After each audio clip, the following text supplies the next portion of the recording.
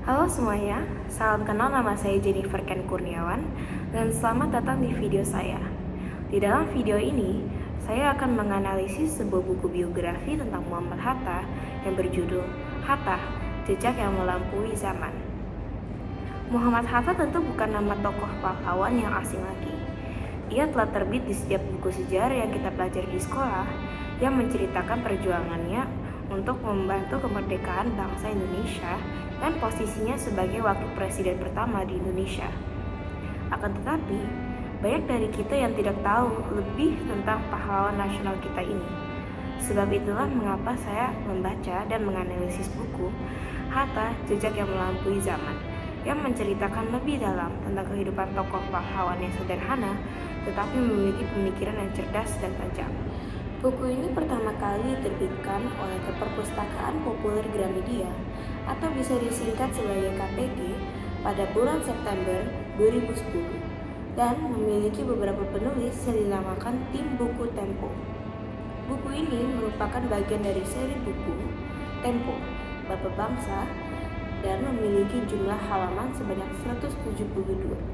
Diawali dengan menceritakan tentang kehidupan wakil presiden pertama di Indonesia, yaitu Muhammad Hatta. Beliau lahir di Bukit Tinggi, Sumatera Barat pada tanggal 12 Agustus tahun 1902.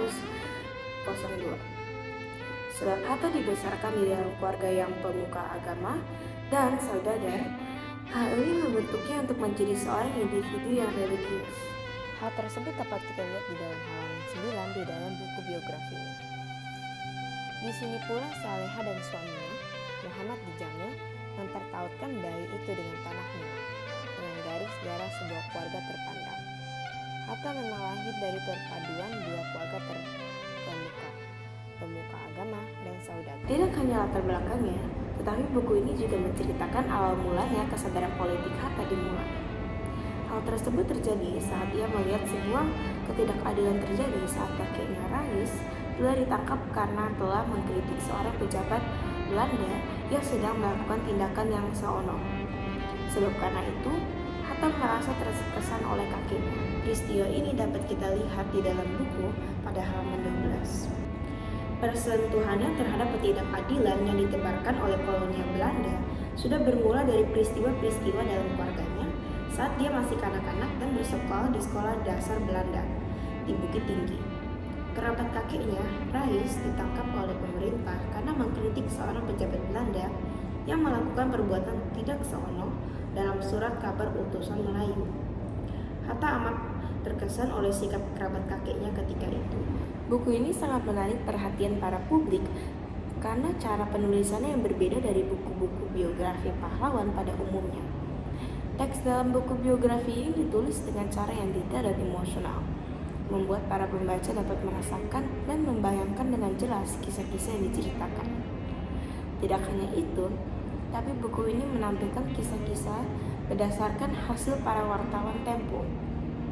Cerita yang ditulis juga beragam, dari sudut pandang orang-orang yang dulunya sempat dekat dengan Muhammad Hatta dan hasil investigasi ke tempat-tempat yang dulunya sering dikunjungi beliau. Hal ini memastikan bahwa semua detail yang ditulis tentang Muhammad Hatta adalah tepat dan benar. Buku ini juga tidak membosankan untuk para pembaca. Dengan perlahan, buku ini menceritakan semua kisah kehidupan dari wakil presiden pertama Indonesia, dari saat beliau dimarahi oleh seorang Sais Bendi karena ia telah menawar dengan harga yang tidak pas. Akan tetapi, reaksi Muhammad Hatta saat dimarahi oleh sang Sais Bendi hanyalah tersenyum lebar. Kisah ini diceritakan oleh mantan komandan Korps Polisi Militer Bukit Tinggi, yaitu Hussein Abdullah, yang sempat dekat dengan Muhammad Hatta karena dirinya pernah menjadi sepupu iparnya. Kisah singkat ini tidak hanya memberikan sedikit humor, tapi juga mencerminkan sifat rendah hati dan penyabarnya Muhammad Hatta. Hal ini dapat kita lihat pada halaman 9 di dalam buku biografinya. Bendi itu berhenti di depan stasiun Pasar Bawah. Seorang lelaki menghampiri, berniat menumpang. Sais Bendi menyebutkan ongkos. Lelaki tersebut menawar, tapi harga tak kunjung cocok.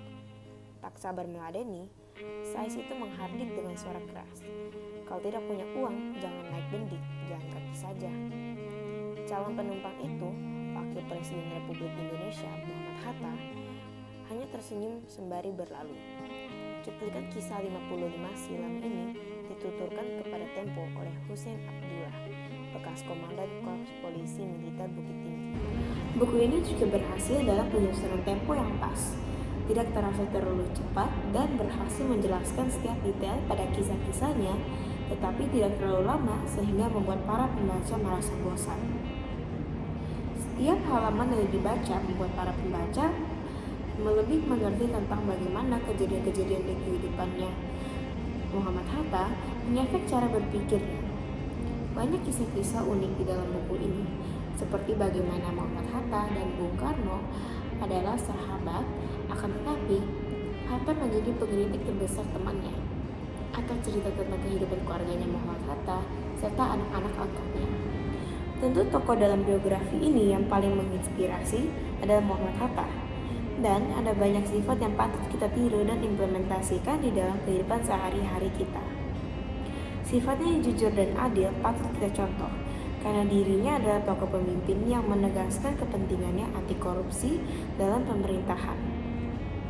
Tidak sampai situ, tetapi beliau adalah pemimpin yang kuat dan tangguh, serta selalu mementingkan kepentingan rakyatnya.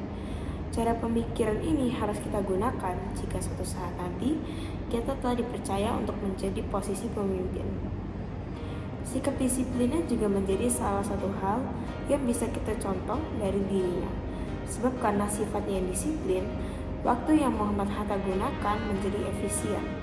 Dan tentu hal yang paling penting kita bisa contoh dari tokoh pahlawan nasional kita ini adalah jiwa perjuangannya. Alasan mengapa dirinya bisa dijadikan ikon perjuangan anti korupsi adalah karena jiwa perjuangannya yang melampaui batas dan keinginannya untuk memberikan keadilan untuk rakyat Indonesia. Jika ada satu hal yang saya ingin pelajari lebih lanjut tentang sosok Muhammad Hatta dari buku ini adalah pertemanan dan interaksi beliau dengan tokoh-tokoh pahlawan lainnya. Walaupun ada beberapa bagian di dalam buku ini yang menceritakan pertemanannya dengan Soekarno, tetapi buku ini bisa menunjukkan pertemanan lainnya yang dimiliki oleh Muhammad Hatta. Seringkali kita lupa bahwa tokoh-tokoh pahlawan di dalam buku sejarah kita adalah seseorang yang asli, karena jarangnya cerita tentang hal-hal lain selain perjuangannya. Tentu saja perjuangan para pahlawan nasional patut kita kenang, tetapi dengan menceritakan kisah-kisah pertemanan tentang para tokoh pahlawan, apalagi tokoh yang sangat ikonik seperti Muhammad Hatta, akan membantu para pembaca untuk melihat para pahlawan sebagai manusia, melainkan hanya sebagai seorang pahlawan. Buku ini menceritakan kisah kehidupan Muhammad Hatta dengan rasa yang otentik, membuat para pembaca merasa seakan-akan mereka juga sedang berada di dalam buku tersebut dan melihat secara langsung kehidupan pahlawan nasional kita. Kata-kata yang dibalut dengan humor dan emosional, tetapi tetap memiliki nada yang serius, membuat buku ini tidak membosankan untuk membaca. Buku ini membantu kita semua untuk melihat sisi lain dari Muhammad Hatta, dilepas dari gelarnya sebagai Wakil Presiden Indonesia yang pertama. Saya sangat rekomen buku ini bagi para pembaca yang gemar belajar tentang sejarah Indonesia. Saya akan mengakhiri video analisis biografi mengenai buku Hatta, Jejak yang Melampaui Zaman sampai di sini. Mohon maaf jika ada kesalahan di dalam video saya, dan terima kasih karena sudah menonton.